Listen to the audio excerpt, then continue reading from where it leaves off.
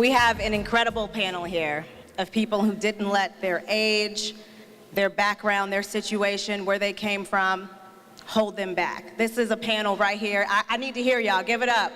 An incredible panel who came here to be here with you guys today. I want to start with the good doctor on the end. This is a new day and age, Dr. Connor, where these kids here have social media. They have so many tools that, as young as we are, we didn't have this coming up.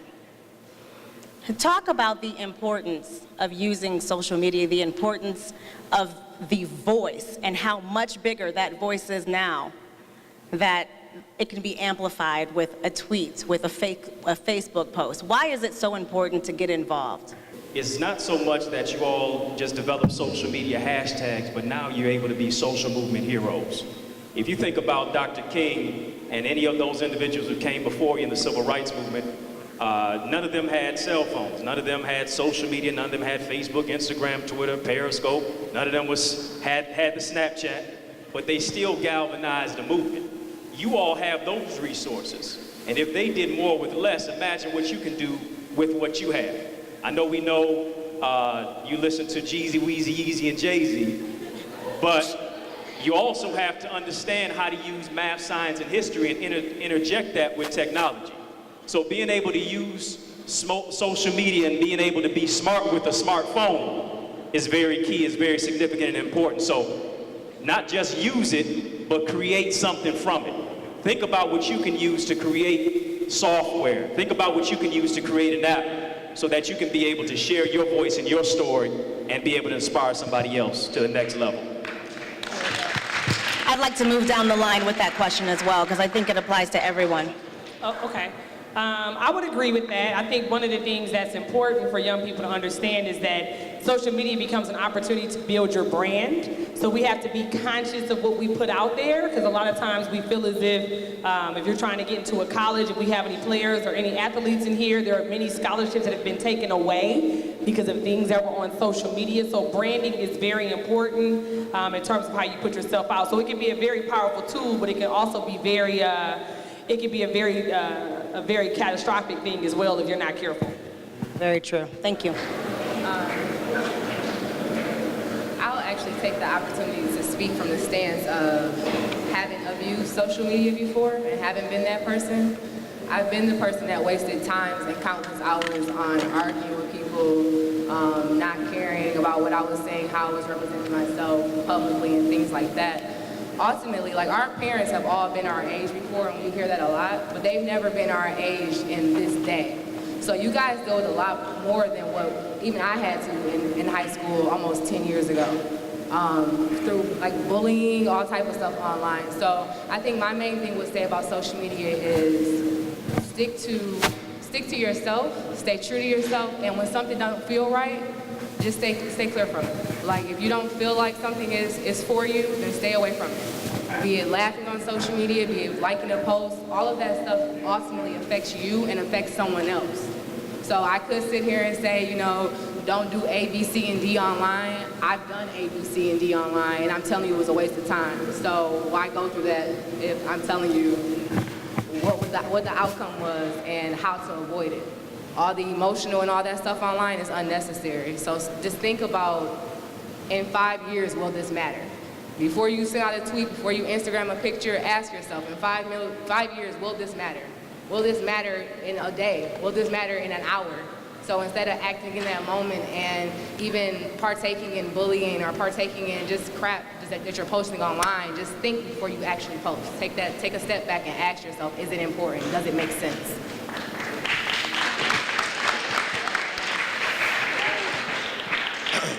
Yo. Well, to me, you know, the social media can be like a gift or a curse. You know what I'm saying?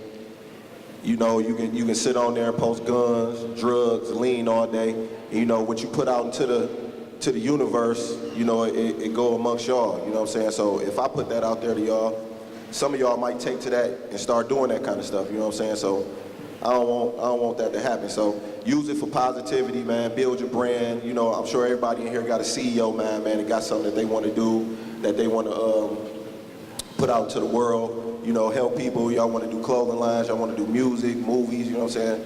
I got an opportunity to do all that. So, you know, that's what I use my social media for, to build my brand and push good positivity out into the universe. So I advise everybody else to do that that's in the room.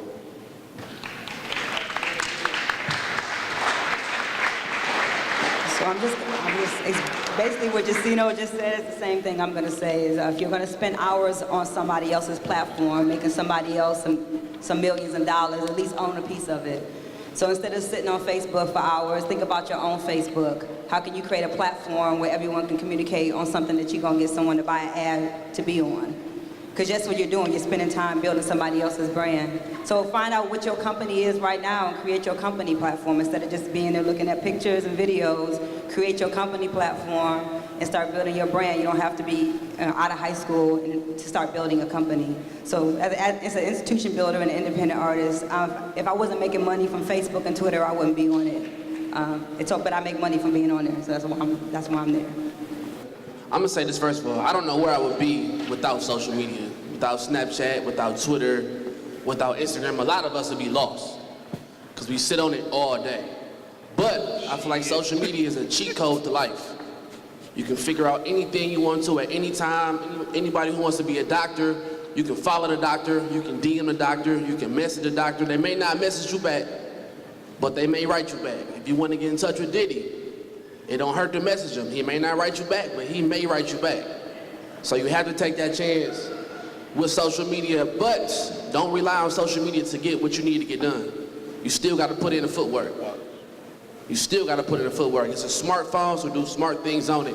And just like Randy said, whatever you post, nothing gets deleted. You may delete it off your page, but just remember, nothing is never deleted off social media. So use it to your advantage. I have picked up many endorsements and sponsors just from hopping in people's DMs, from Wingstop, from Bel Air, from Cricket, from a lot of major companies by just posting things up, using hashtags, and knowing how to hop in people's DM and talk to them respectfully. So it's a gift and a curse, but don't just use it, but don't abuse it.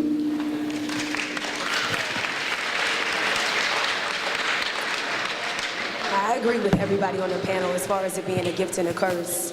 I think for a lot of us, we come from a generation where you work hard and you receive the success on the other end. But now with social media, it's like it's almost instant. It's so easy to kind of use a hashtag and get your followers up and get all the likes. But just don't allow social media to consume you in the real world. It's not real. A lot of it is entertainment. And a lot of it with what BJ was saying as far as endorsements, they're just that. It's a commercial, it's to sell something. So a lot of the times it doesn't mean that it's a product that you need to use. It doesn't mean, especially for my girls, that you're not beautiful if you don't look this way. There's so many ways that you can shape and form the way that you look. So love who you are, especially going in and being on social media and being confident with yourself. It is a brand builder. But be careful of the things that you post. Whether it even be something, I know you guys are young and, you know, it may be like a new love. You may have a girlfriend, a boyfriend, but the things that you post, whether you may say, I don't like this type of guy. Be careful, because all those types of guys that you don't like see that post, and now it's kind of inviting them in. You're opening up for that attention and that type of energy. When I started off in the music business, we started off doing everything. I'm grateful that I learned how to do things the hard way. Seeing now how easy it is to promote yourself, I think it's a great thing, because it allows every last one of y'all in the building to see that you can be your own boss. You can create your own thing. And I think on that side is a positive thing. I also believe that it's negative too. I believe that it's negative because people have allowed social media to exploit not only themselves or who they really are inside, but even others too. And I think that's very negative. I believe each and every last one of y'all, things that go on in your home, in your family, in your relationship, I believe those things should never be on social media. I think you should use it for something that's positive to help you with your career, your business, your talents, even myself, if you go on my Instagram, I don't really do too much extra stuff. I'm not too extra on there. It's either about my music or I'm letting you guys see that what type of father I am, how much time I spend with my children. I'm letting you see the hard work that I put into making my music. Like even today, y'all gonna see yourselves on my social media today, me doing something positive. So that's just my belief right there. Don't let social media be your only form of communication, because we still gotta love on each other, okay? And you can't love on each other over a phone, all right? Yeah. Zeke and Jessica, I want you guys to start with this question. When I'm going at it head-to-head with politicians and people across the country, and we're talking about the Black Lives Matter movement, the first thing people say is, well, what about black-on-black crime? Why don't you care about that? They're two different things. Zeke, pick it up. Well, I hate the phrase black-on-black crime, to be perfectly honest with you. Crime is conducive to the area that you are in. We were living in an all-white community. White people kill white people. Black people in our community, we kill each other because we just in our surroundings. So in terms of just the statistics of black-on-black crime, there's really no such thing. With the Black Lives Matter movement, in terms of that, I just believe that if we don't understand that our lives matter, nobody else will. You know, we can scream and shout to the judges, we can go to the courthouse, we can go to city council, but if we can't do that in our own communities, in our own hoods, you know, and have an understanding of value for our lives, we living in a real strategic time right now, and it's very, very important that we understand how important it is that we stick together. Especially black people in our communities. We need to start making sure that we definitely form back what a community really is, and that starts from the top. You know, that starts from the top, that starts from examples from the top. So make sure y'all hold y'all elected officials, you know, entertainers, actors, everybody got to be held accountable for how we look as a people, real talk, because that rolls downhill. So Black Lives Matter, it only matters if it matters to black people. Other than that, it becomes whiny, like we whining for something. At this point in the game, we not whining for nothing. We going out and getting what's ours. So what I want to tell y'all is that in high school right now, they're not building colleges for y'all, they're building more jails and prisons to put you inside of. And so if you're not clear about that, if you're not very clear, if you're caught up on silliness while you're here at a decent school in the city, because a lot of them ain't this good. You got a nice gym, you know. I work at Cody, Western, and DSA. I went to Cody High School, I'm a graduate of Cody High School. My babies over there just want a nice bathroom to go into. You know, we painting the walls, just trying to get the ceilings to not fall down on them. So you're in a really nice facility, aesthetically, you got a pretty school. So get focused and do your work and make something happen for your community. And don't get a degree and go work for white companies. Build your own black company and give money to your people. Because that's what Black Lives Matter is about. You know, don't spend time just trying to go work for them. Build your institutions right now. Find people that are graphic designers, people that are architects, people that are accountants, and build your company. Find 5 or 10 of y'all, get together after you leave here and start building some wealth right now. Take care of your mamas and daddies that help you get to this place. Do you hear what I'm saying?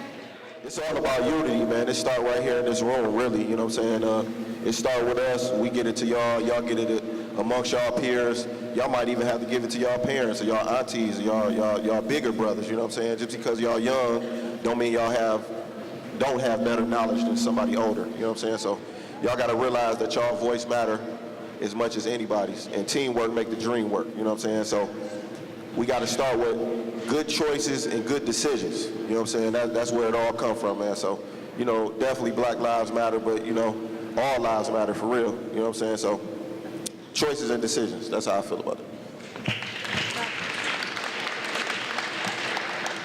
Just to kind of piggyback off of what Sino said, like mainstream media really pushes separation.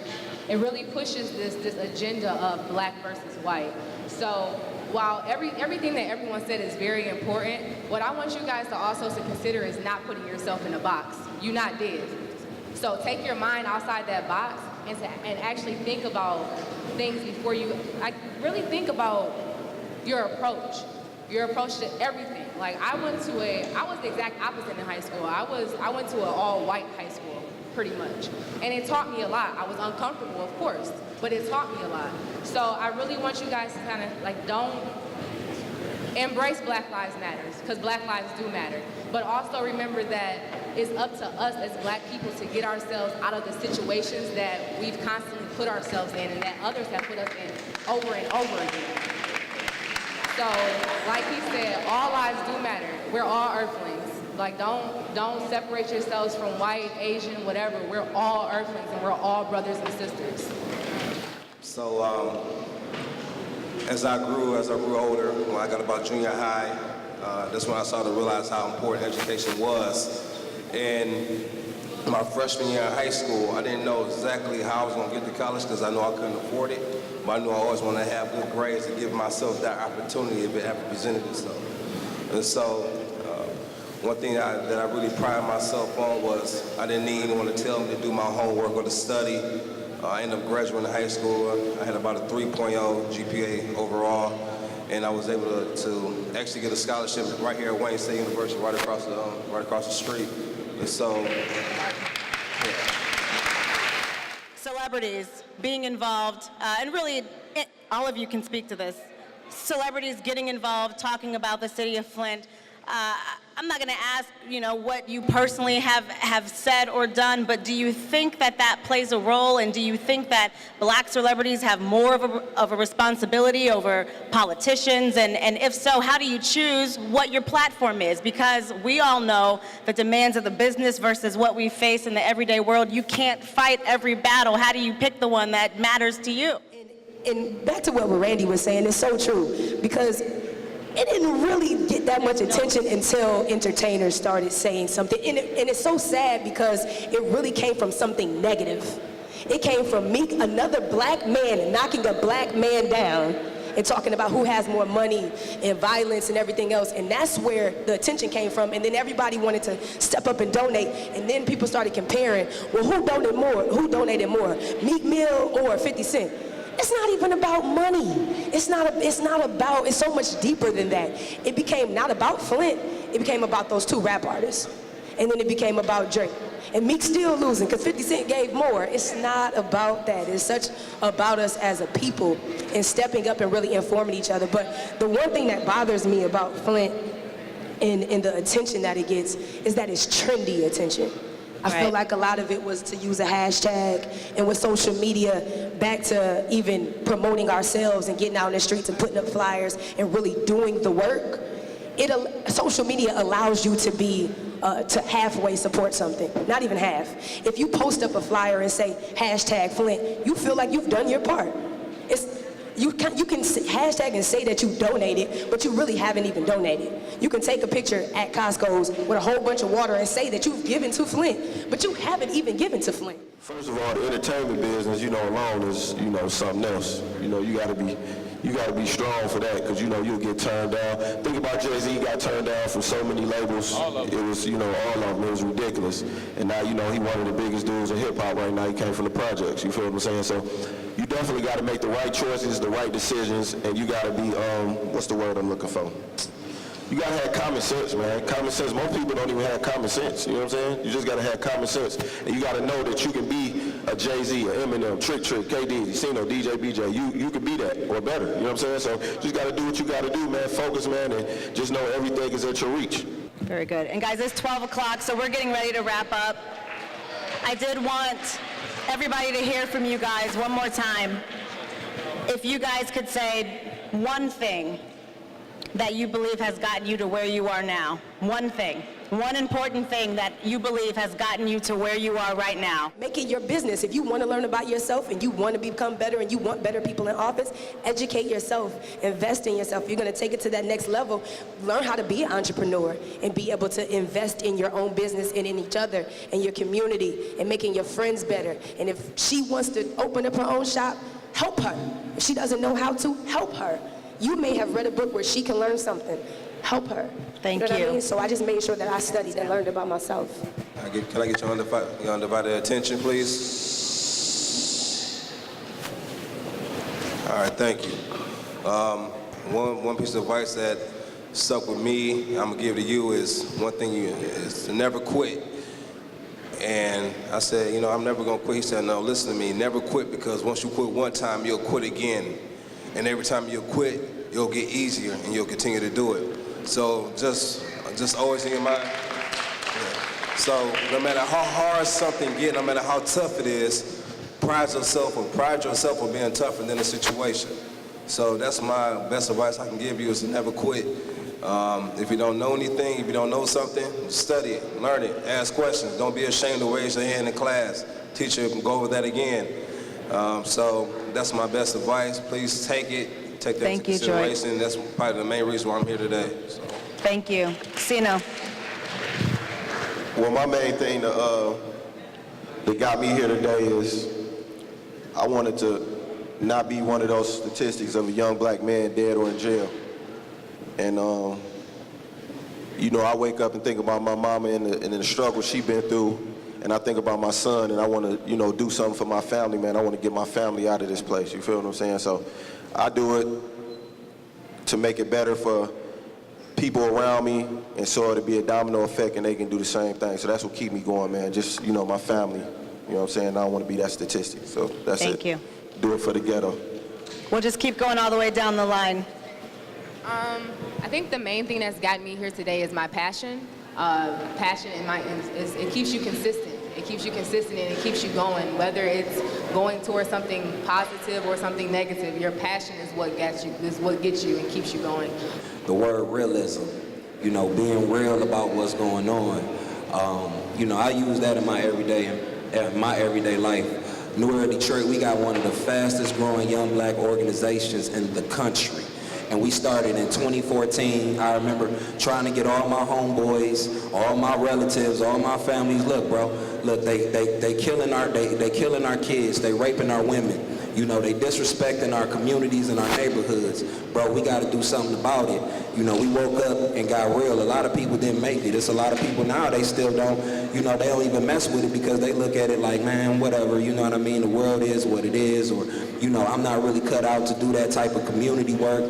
And my thing is right now, how can you call yourself real if you're not for your community, if you're not for your people and your people need you? So just real quick, being my brand every day, you never know who's watching. So just like now, just be conscious of your energy, be conscious of your body, your posture. You may want to ask somebody about something and then they looked at you and said, well, you fell asleep or you weren't interested. And so at the end of the day, that opportunity doesn't come. Not being socially awkward. A lot of times for young people, you guys are so caught up in social media, you don't even know how to have a conversation with someone. So making sure that you're not socially awkward and you can have some conversations, that when you go away to school, you don't have to come home on Thanksgiving because you can talk to your friend and go to Thanksgiving dinner with them. You know what I'm saying? And the most important thing is understanding the sense of obligation. We stand on the shoulders of kings and queens when it's all said and done. So when it's all said and done, all we're trying to do is strengthen up our shoulders so that the next generation can stand on our shoulders. And that's basically the three things that got me where I am. If you believe that Black lives matter, then you understand that education matters. Because you come from scholars, you come from leaders, you come from individuals in your previous generations who are all about education, who are all about success. This is your opportunity to take it. This is your opportunity to seize the moment with your education. When they're building prisons based on 2nd and 3rd grade reading scores, we have to say that it's going to be education over incarceration. You have to see yourself not as a young thug, but as a young scholar. You got to see yourself not as a stereotype, but as a prototype for success. And when you see that your brother and your sister's life matters, then you understand, just like Dr. King suggested, that if we don't live together as brothers and sisters, we're going to perish together as fools. It's time to live, y'all.